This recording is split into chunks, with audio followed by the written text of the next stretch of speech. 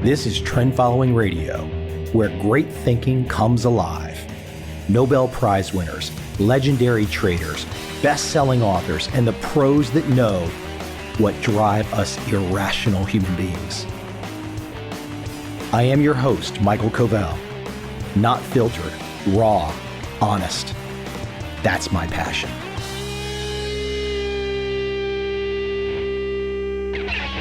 My guest today is Frank Keil. He is a member of the Cognition and Development Lab at Yale, where he is also a professor.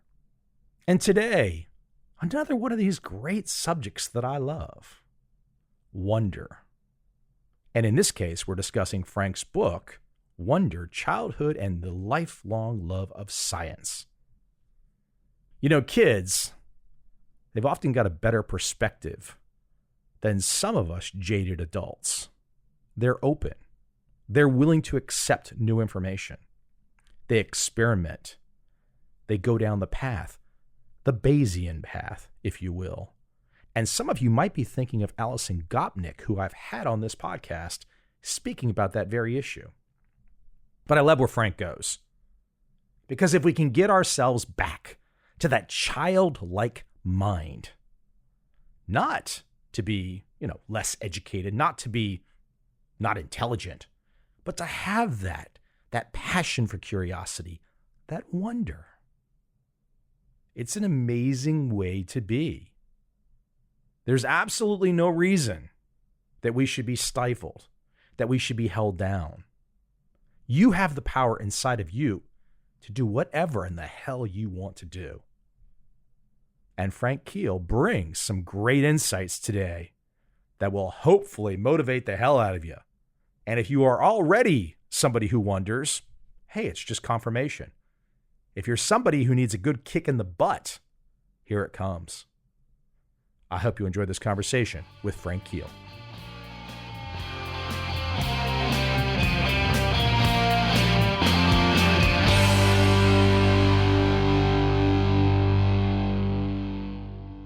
I find, not familiar with you or your work to begin with, you remind me of a guest that I had on earlier in my show, Alison Gopnik.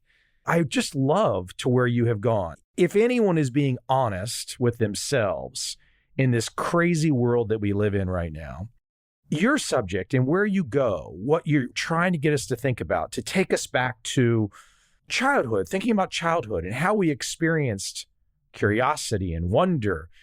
This is a lot better than turning on CNN or Fox News. Well, thank you. It's been quite an experience for me. The book has changed me. I appreciate even more than I thought how important wonder is. It's got me wondering more on a daily basis than I ever thought I would. It's so rewarding. Kids are so good at it. And the great tragedy is, of course, that so many children, most children, have a crush when they enter the schools, not just by the schools, but that point in life. I want to really convince people that we should keep it alive and nourish it.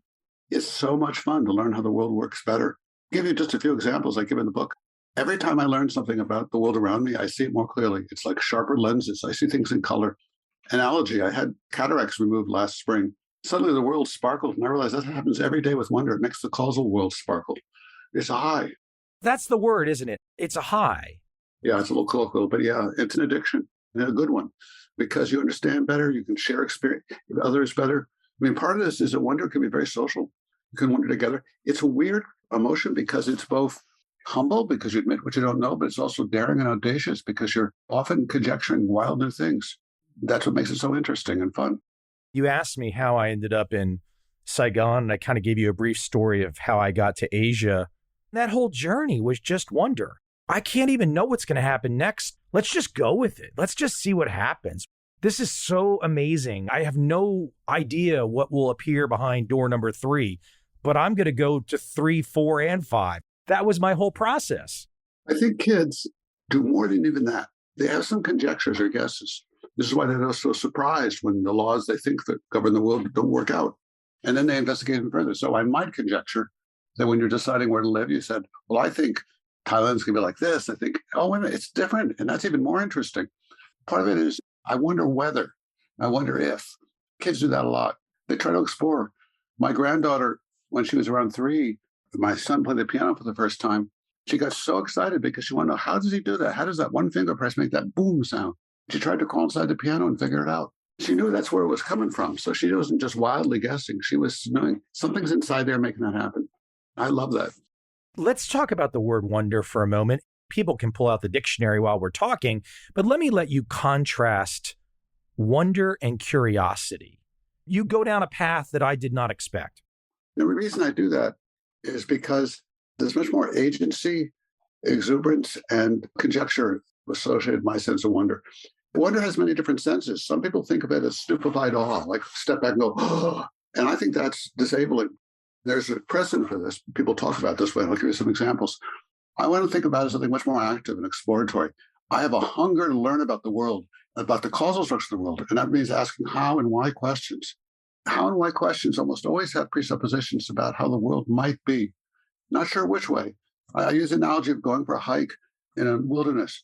You don't know what's around the next corner, but you know it's one of like several possibilities. It's not going to be space or something.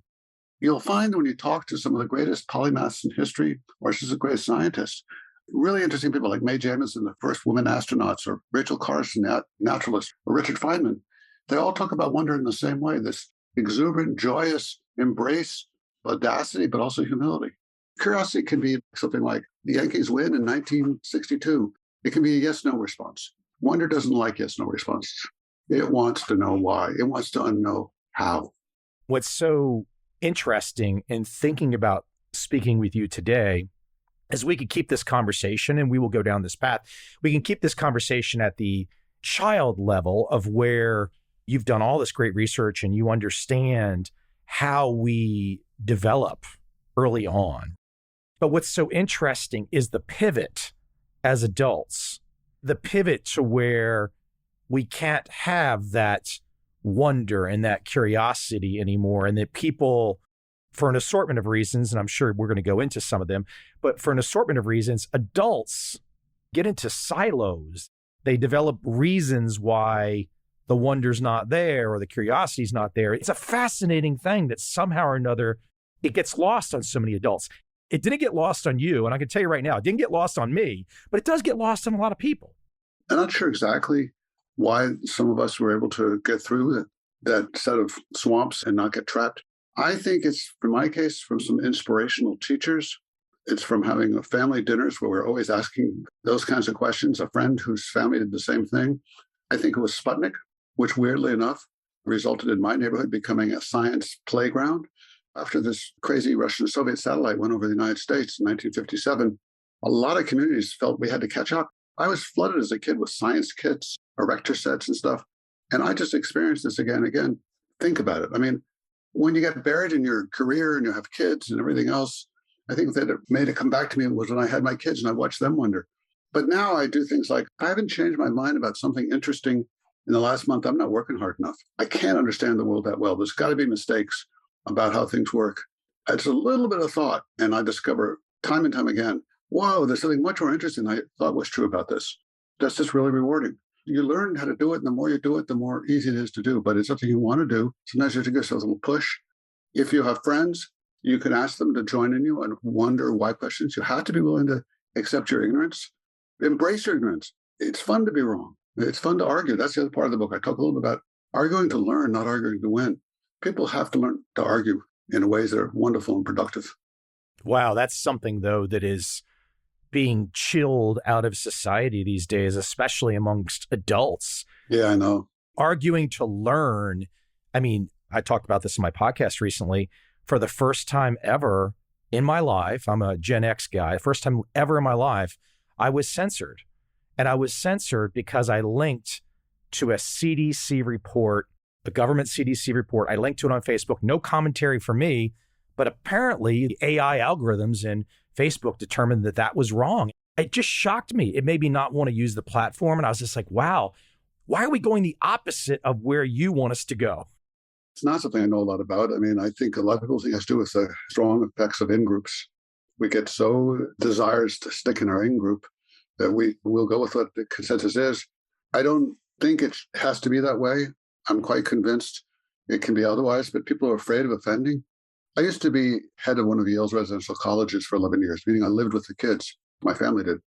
I'd start a difficult issues table, which is we'd come to dinner one night and talk about issues we really were struggling with. We knew that we disagreed with each other on. I couldn't get kids to show up a few times, but they just didn't want that discomfort.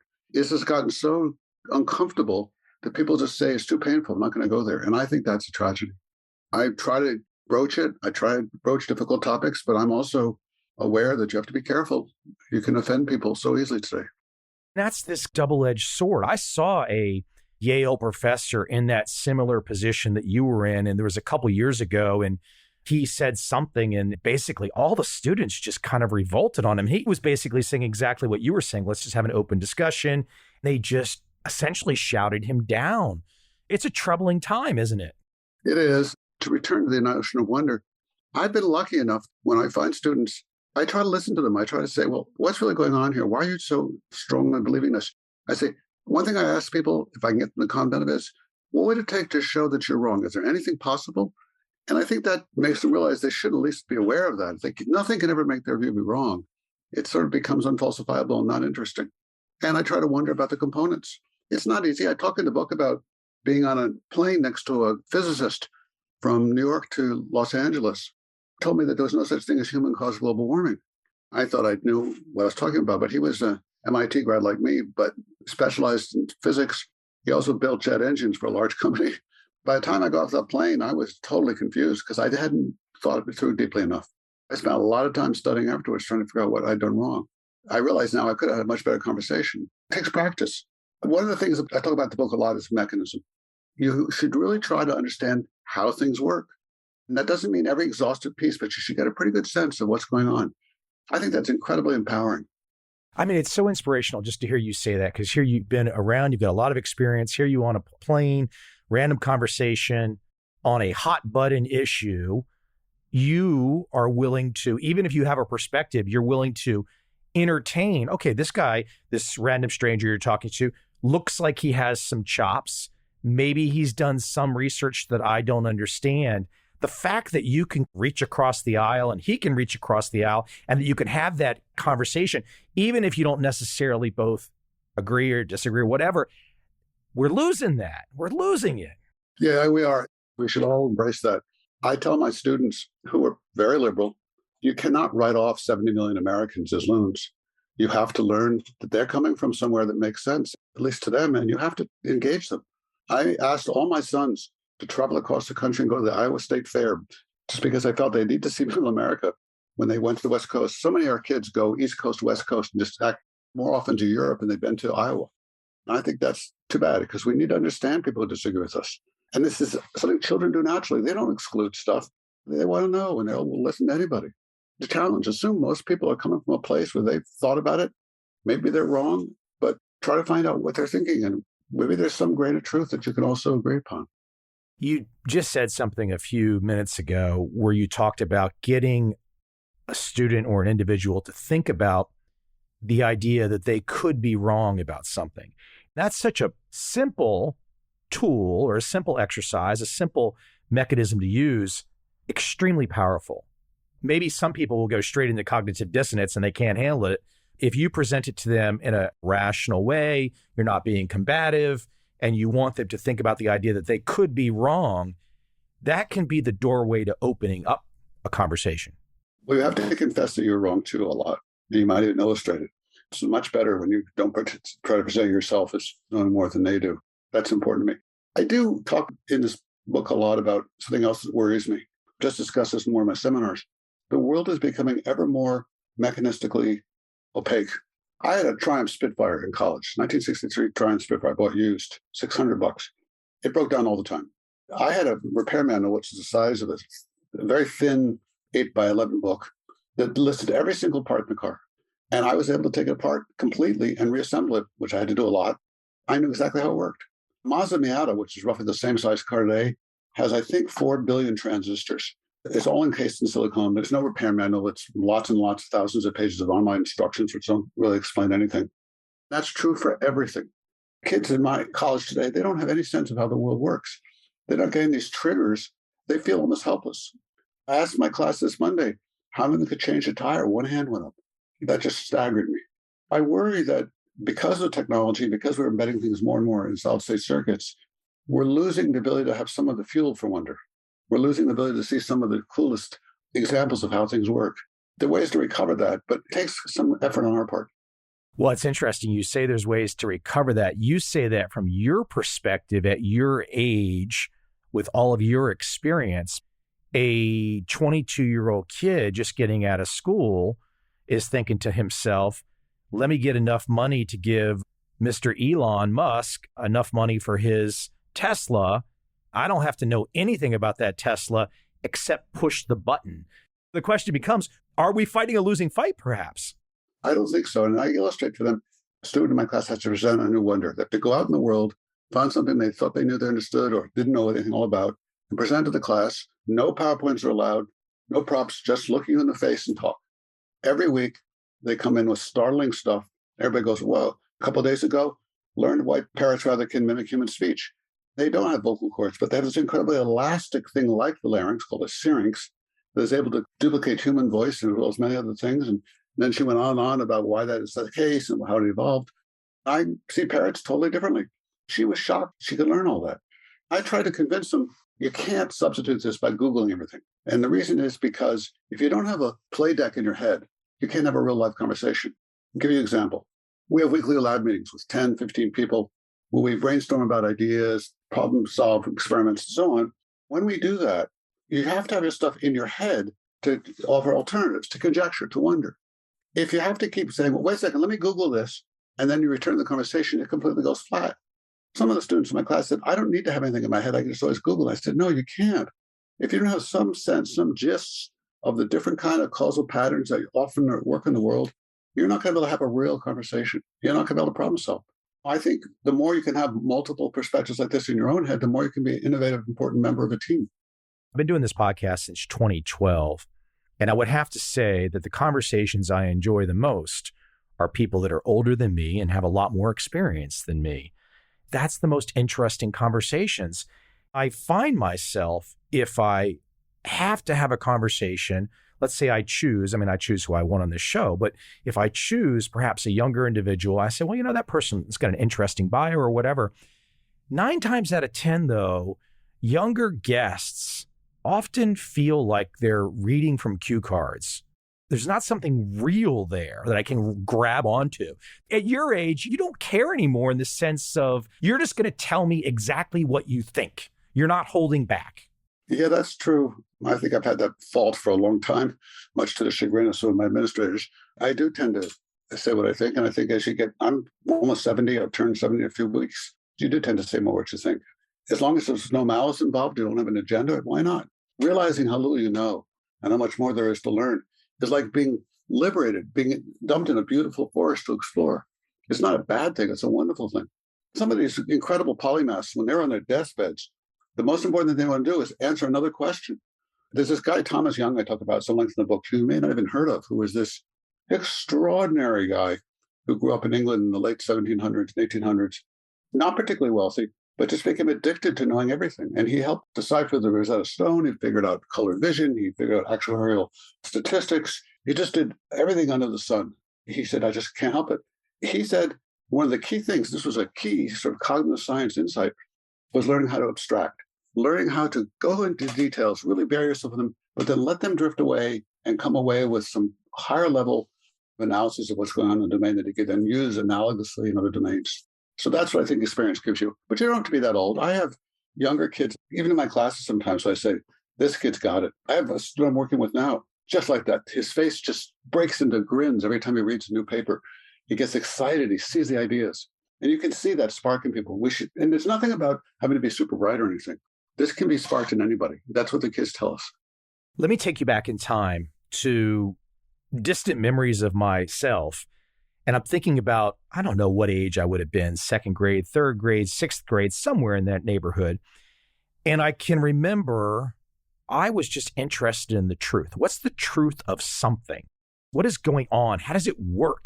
What I would bump into invariably as a male when I get close to that age, I don't know, 11, 12, 13, is that the search for the truth leaves teachers.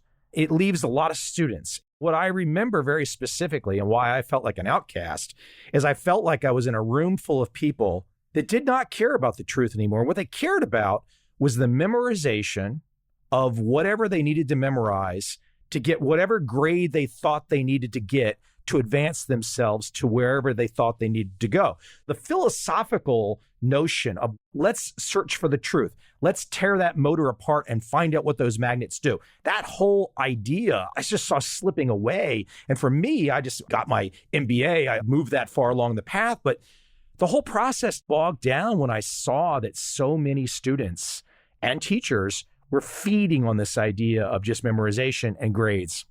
It's exactly right. I mean, you really said it better than I could. It is a tremendously difficult problem. You can't blame the teachers. The whole system is set up that way.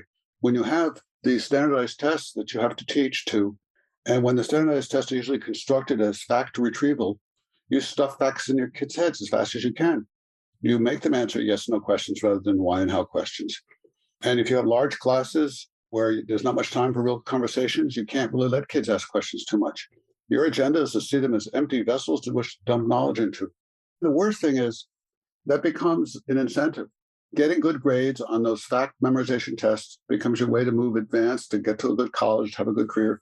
And that undermines your intrinsic interest. If you reinforce something like that, you turn play into work. It doesn't have to be that way. Wonderful teachers, terrific teachers, are able to keep the spirit alive by asking the right questions. I had a teacher in elementary school for several years who was extraordinary. He took everything through the history of science. He'd talk about the internal combustion engine, starting with gunpowder and talking about chemical storage of materials. Then he explained how gunpowder got constrained in cannons so you could get some control over it. Then he added pistons, and they went to steam engines as a digression. He took us through the whole history and evolution of internal combustion engines, and he started one up right in front of us from it was half assembled. That was astonishing. And he did it quickly. It didn't take long than a standard introduction. That made it cross-cultural, it made it relevant, and I think people got it. You can still do that. And like I say, in my class, I get kids turned on to it. But what happens too often in our schools, we get into this kind of rut. We also misconstrue kids' minds. We think that young children can only think concretely, which definitely is not true. We've shown that children as young as 5 can look at adult vocational training videos of how car engines work with thousands of parts moving in real-time speed. And they don't get bored. They're fascinated. And they come out learning some surprising abstractions about engines. We have to realize what kind of world do kids grow up in, what intrigues them, and let's nourish it. One quick piece of information is I'm very impressed by what's been going on in Finland. It's almost cliche, and all these pilgrimages of teachers go there. So I don't want to exaggerate it, but they decided to change their system to one that really looked at the pleasure of learning, playfulness in learning, gave children more autonomy, and it's working if you look at their PISA scores. It's such a challenge. Let's go back in time. Let's really set the stage with you. I want to know the moment in time that you became you. When did you know that you didn't know exactly what was going to unfold in the last 50 years, but you started going down a path? Something triggered you to go down the path that you did. Some type of wonder. I mean, there's probably many triggers, but was there a pivotal moment, a trigger that you can recall that really set you in this direction? I would think there's 2 questions. One is maybe what made me be so interested? Why did I wonder so much? And I'm nothing that's like some. There are people who just, I stand in awe. I turn off sometimes. I veg out and watch stupid TV or just daydream. There's some people who never stop. Perhaps I do it more than many. I think part of that comes from having a sensational teacher or two. And the person who taught me was truly an extraordinary person. But also having a family where dinner was usually debates about questions, often challenging. So that gave me into that habit of mind. But what made me want to study this, I think, happened in college. I went to MIT to do science. I was going to be, I changed a lot, maybe physics, naval architecture for a while. And then finally I settled on biology, which I loved. And I ended up majoring in biology. But what got me the most excited was when they started talking about people in those courses and the minds of the people who were doing these discoveries. People like Darwin in his notebooks, going through how he struggled and the conceptual changes he went through. Very late in my time at MIT, I took a couple of courses in cognitive science. We read Thomas Kuhn and learned about the conceptual revolutions. Looking at how people could understand science became even more interested in the science. It's an astonishing thing that with these limited cognitive vessels called brains, with limited memories, with misconstruals and biases all over the place, that science works. It makes progress. I'm still to this day fascinated by that. I devour philosophy science for that reason, because it's, to me, the most interesting area of philosophy. How does science actually work, given how limited we are as computational creatures? It must be extremely frustrating for you to watch the word science in many ways bastardized by all sides of the political spectrum in the last couple of years. It's become like the political football where people just yell, you're against science. You're against science. No, you are. Nobody's even talking about what science is or what the issues are. It's like this insane debate about a word. There's an agenda there, and it drives me crazy because if someone like you, whatever the issue was, so if someone like you, you're human, you're going to have your own biases, but if you put everything out onto the table to where it can be discussed and looked at and touched and felt, there's less argument.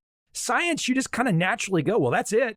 Most people agree when they have a chance to look at the science and understand it versus the politics. Well, that's a great point. It's controversial. As you know, some people think that we politicize everything, including physics. And I think if you're at all honest and earnest, that's pretty hard to do. It's easier to do in the social sciences or humanities. There's less consensus on what the underlying mechanism is, or if there isn't even a mechanism that unifies something. As long as you don't have malice and you're willing to change your mind, you display that to someone, I think they can start to realize that science is trying to figure out what's out there. Whether you're getting the truth, I think you always want to have some hesitation because you may have missed something. We are always complete. We're always imperfect. So we make progress, but we should always be aware that we might not have it quite right, or maybe we made some serious mistakes. I mean, boy, this stuff on the origins of the universe and Higgs bosons, they're clearly flailing about. I think there are going to be some major changes there. I'm still fascinated by the question of how it is that a sequence of DNA, this linear digital sequence, can code for three-dimensional structures. And I think we have no real good idea at this point. We're devouring that literature, waiting for that insight to come. I don't want to think we know the truth of everything, but I think we know what it means when we get an insight, and we know that the insight's real. But you're right about one thing.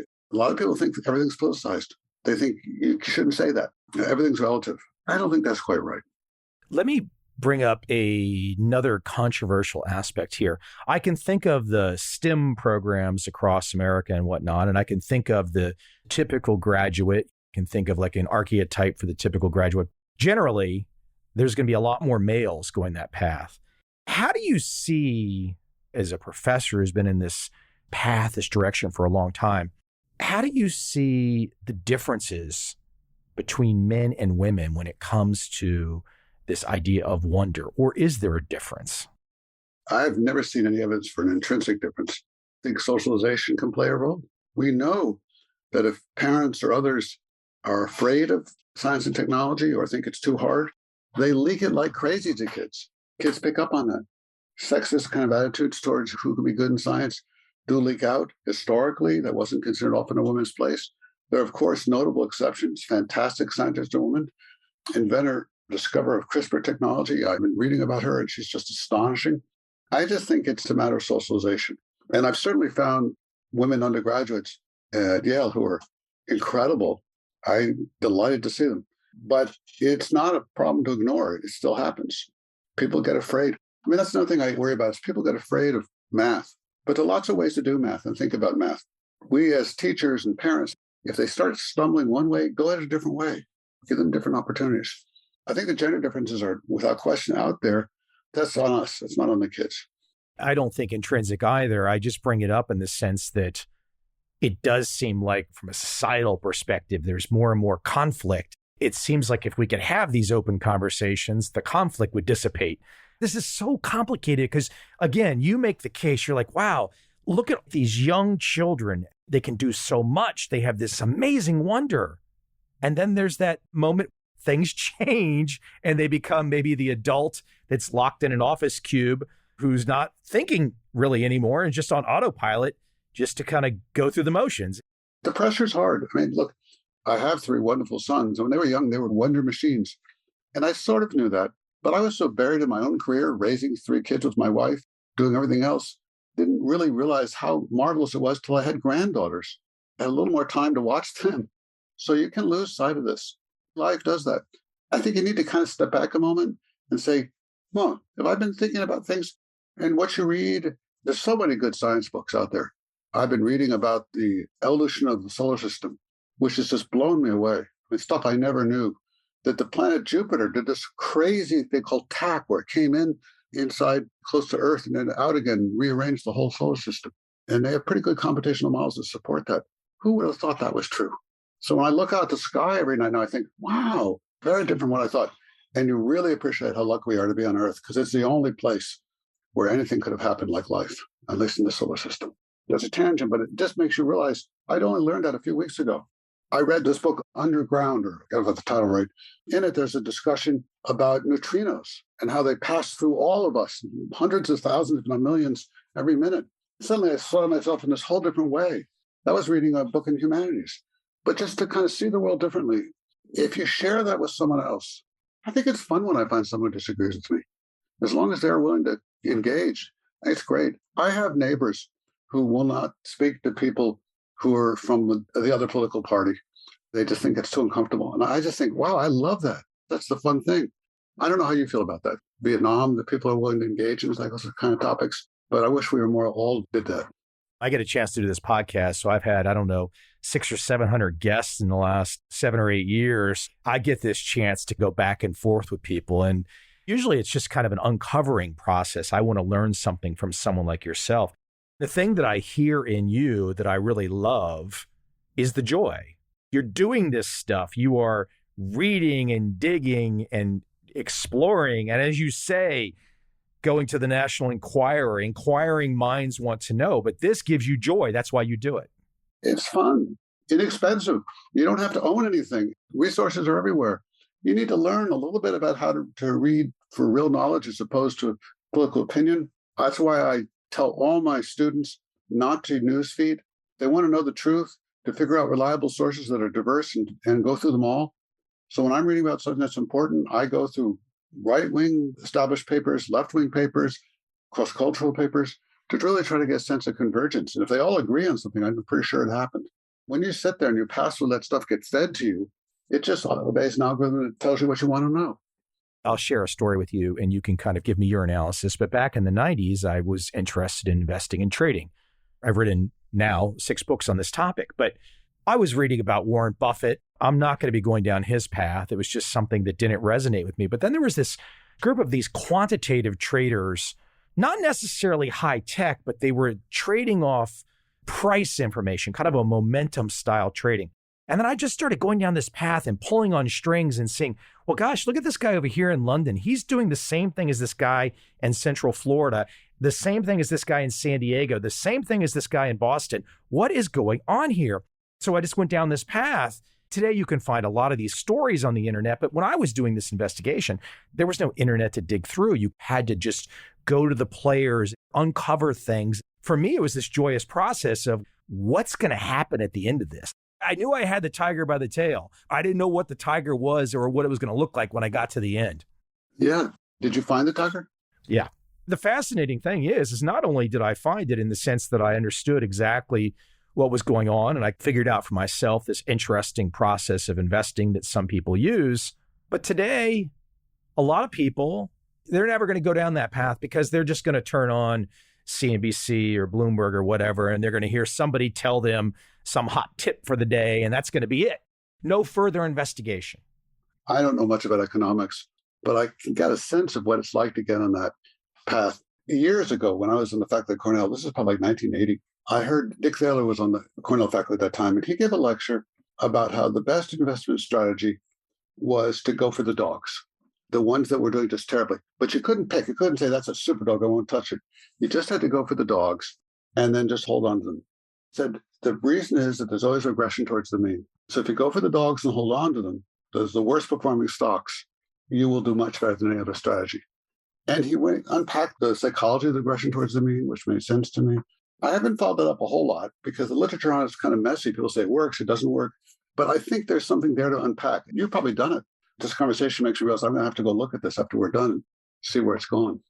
You can pick up my book, Trend Following. It's 220,000 words, very textbook-esque. I'm going to kind of bounce you around here, but I want to take it back to adults for a moment. You mentioned the neighbor that was unable to have a conversation with a member who might be on another political party. Your way of thinking and talking sounds teenager-esque. Not unsophisticated, but enthusiastic is the better word. How do you navigate? The neighbor says, well, I don't talk to such and such. Do you say anything, or do you just kind of like, well, that person's locked? Do you try to persuade them to maybe some of the more open way of thinking that you have? Or do some people, you just kind of walk away and say, well, it's not worth the conflict? How do you handle that? The more you can find a common ground with someone where you can be friends on something, and then you can sort of ask those more difficult questions. I'm a passionate sailor, and I get people out sailing with me. We spend half a day doing that, having a lot of fun. And then we might drift into one of these conversations, and people are more willing to open up a bit then because they know they can sort of trust you, that you're not out there to destroy them. I think people are wary because they think you might bite your head off. You have to show respect to everyone, that there's some real human being inside there who has a reason for their beliefs. Try to understand it. Let them know that you're willing to adjust your views if they make a good case. And that gives them something to think about too. There's almost no one I won't talk to unless I really think they're out to get me and they have absolutely no other motive and I'm just giving them information they're going to get me with. But that's so rare. Even then, I would say there's got to be some human in there I can contact. We can start to develop a relationship. When I think about the how and why questions, one thing that maybe frustrates me as an adult, that's my foundation, how and why. I mean, that's kind of how I live my life. But the part that I miss sometimes too in modern society is the follow-up question, where that's getting weeded out of society too, where it's like people will get involved in a few questions up until the point where there might be some discomfort. Maybe they're already thinking that maybe their perspective is not as well thought out as the person that they're talking to. Then the follow-up questions are not allowed. So it's like people built this system where it's like, okay, we could have some questions here up until a point in time. It drives me crazy. I'm a disaster at cocktail parties because someone tells me something and I want to drill into deep. Someone says something interesting. Maybe they say, I don't think they should raise that road because the tide will take it out. And I said, well, why do you think that? They said, because the rocks aren't strong. I said, wait a minute. And then I go through examples of where it's worked and not worked. And then they look at me like, you're not supposed to do this. Or people always talk about real estate at cocktail parties. And I try to probe a little deeper. There's this decorum you're supposed to do. We have a polite touch on it and then move on. And that to me is the ultimate frustration. I don't want to be tempted. I want to understand. I'm toxic at cocktail parties unless it's a like-minded source. But again, this is the first time I've spoken with you, but your personality seems kind of enthusiastic and infectious. Do people get mad at you? No, because I know to back off. I find someone who's more like me and we go in the corner and talk about something. I'm not argumentative. I just find as I probe, they get uncomfortable. They don't want to do that. They look around nervously for someone else to talk to, and I go talk to someone else who would like to have a more extended conversation. And it doesn't mean you have to drill down forever. It just means you got to get enough so that there's some real obvious insight. What about in the classroom? The cocktail party is one environment, but in the classroom, you're leading. You're going to have some students, they're going to have some strong ideas. There's going to be some smart kids at Yale. Does that often find itself towards conflict? It's fun. I had this debate with them about whether they're losing all insight and mechanistic understanding. The Mazda Miata versus Spitfire example. They objected vociferously. They said, we are learning how to navigate all this technology. We ride on top of these sort of user interfaces. And they said, we can do stuff that you couldn't possibly do. And I said, give me an example. And so one kid said, I can surf for answers on YouTube like you couldn't in a million years. And I said, that's true, because they take too long. I'd rather read the PDFs on them. And then they explained how they are able to surf at fast speeds and use ad blockers.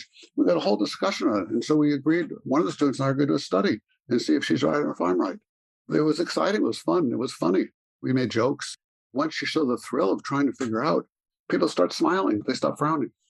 One of the reasons that I decided to stay in Asia is I could detect from a cultural standpoint, and I saw this in many countries in Asia, whether it was Japan or China, Thailand, Singapore, Malaysia, Vietnam, is I felt like there was less conflict in terms of this idea of having a discussion. If I'm in a place like Vietnam, most governments in Asia are one-party governments. There's not really big fights about government too much in Asia.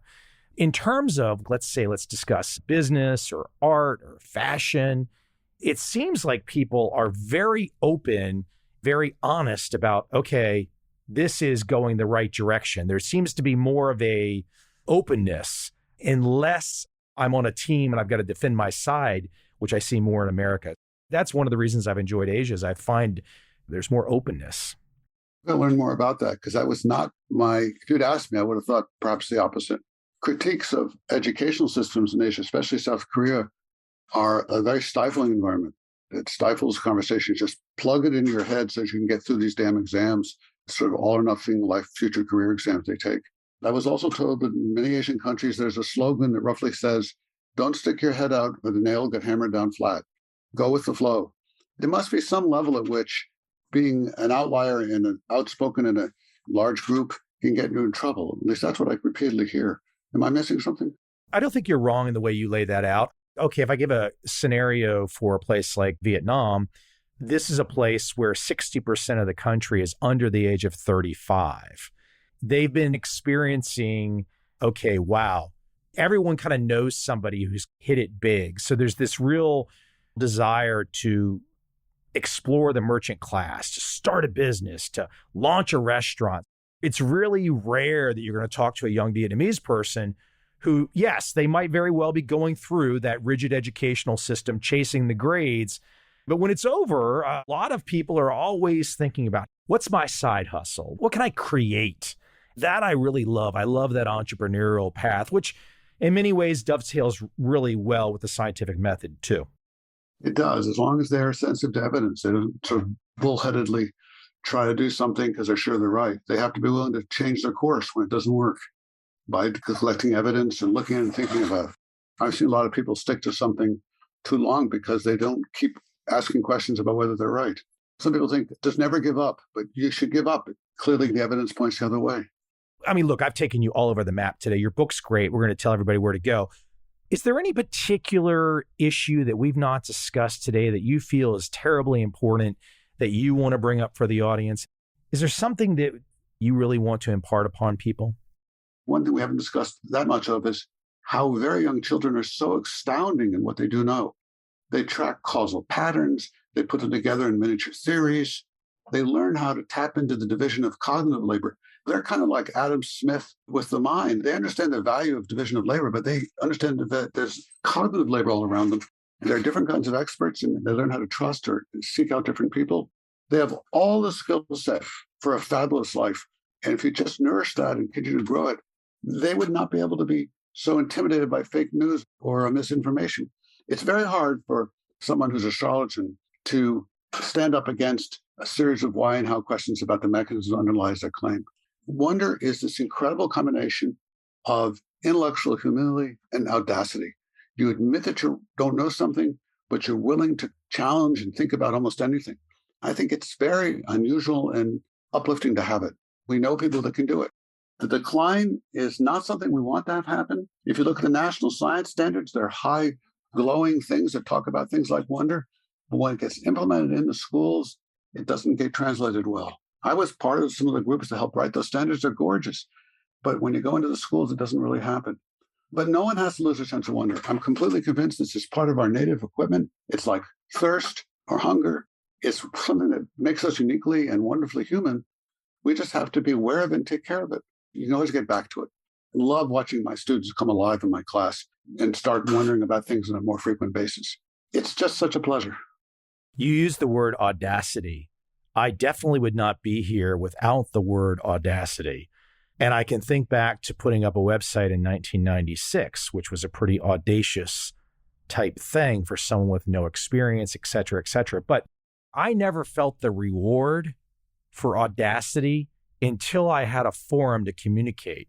Because at the moment that I could share with people, starting with a blog, then books, documentary film, now this podcast, the moment I could share with people, then this audacious aspect of my personality was rewarded. But generally, audacity is not rewarded in K through 12 or perhaps even in college. I love that you use that word. I mean, if for anyone listening, it tells them so much about you. You could use any word you want out there, but the word audacity is an important word. And unfortunately, a lot of people might go through a lifetime and never experience what it feels like to be audacious. But audacious with humility. You have at the same time, you're not being dominant. You're just saying, let me put this out here. How does that work? And let's play with this.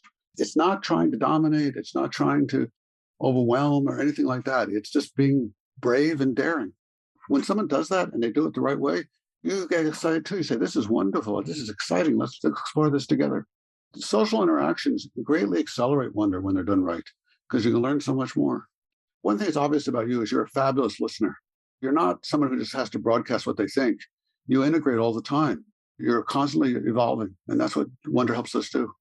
You've analyzed a lot more people than me. I'll take the compliment. If you can figure something out about me in 1 hour, I'll take it from you. One last thing that I want to talk about is in your subtitle, just the word lifelong, the lifelong love of science. And that word lifelong, that's a really interesting choice because we already know in this conversation that most people, and most might not be the best word, but most people are not necessarily going through life with this lifelong love of science. So you are, but it's an interesting word. I love the word. There's a lot of words that you use that I like. It's built in. We're wired to wonder, and we're never going to lose that. You just have to reawaken it. We all have the capability to do this. And like I say, I want to present myself as the role model. I talk in the book about other people who I'm just totally envious of because they never stop. It takes a little bit of work sometimes. If you're tired, you might want to just veg out and watch something that's sort of brain dead on TV, but try to resist that impulse because you come away from it feeling kind of empty. It's like listening to gossip where you know you're not getting anything. You're just sitting there and you're getting this cheap thrill, but you're not growing. Whenever I read a book, whether it's fiction or nonfiction, my one goal is to learn something new so I see the world a little better, more clearly. I really love the metaphor, sharpening your lenses on the world, seeing more than that's on the surface. Sometimes I think people look at the ripples on the top of the pond and try to figure out what the animals are underneath. I want to go inside and see those animals. And by wondering and thinking and looking more closely, I start to see that. It makes every day richer and more powerful. It's hard to explain it, but I try to give examples in the book. I think of thunderstorms like I've never did before after I studied up on them. They are astonishingly interesting in dynamic systems. When I was an undergraduate, I learned that one of the biggest challenges about cars was learning so they wouldn't vibrate apart. And so I think about cars from that one perspective. It's just fascinating to think about the smoothness of cars.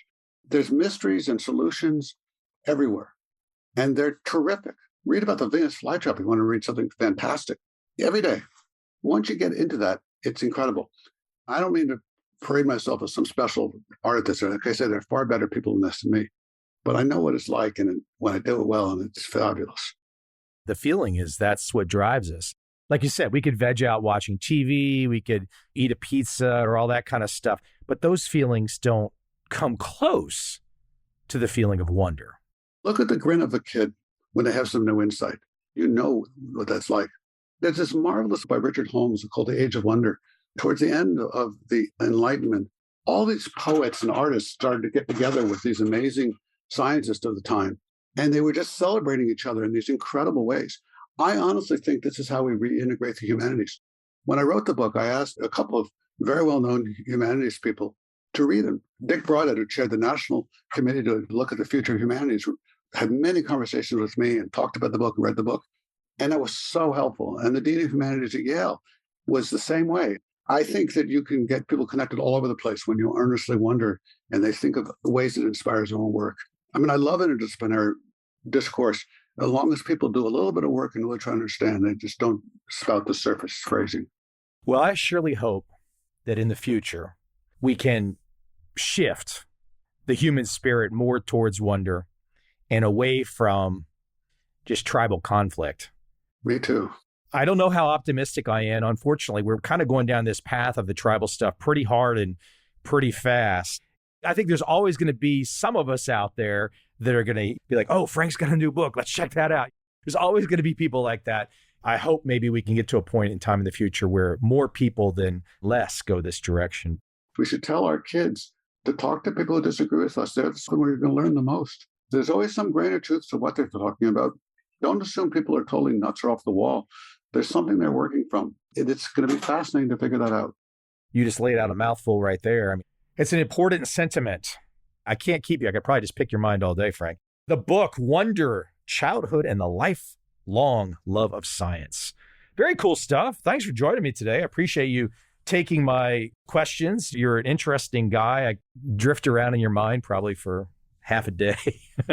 Someday maybe we'll meet. I'd love it. I mean, you sound like the kind of guy I'd love to have a much longer conversation with. And thank you for having me. It's been a great pleasure. I like the way you agilely respond to what I say. You just don't have a scripted set of questions. You really think about what I say and respond in the flow. And that's cool. You're a very wise guy in the sense that I often tell people at the end of these conversations, people maybe talk process or something. And I do tell guests that I don't have any questions. And you already knew that. That's what makes it sincere and real. And I can tell you wouldn't talk to anybody just to find out how they tick. Please keep me on the list for future books. If anything else comes down the pike, love to have you on again. Thank you for mentioning the book. It's the most personal book I've ever read. I really put my soul into this one. That probably came across. And I was a little anxious because I usually act more in the distance. But I think it's reaching more people for that reason. Well, cool stuff, Frank. I appreciate you taking some time. You too.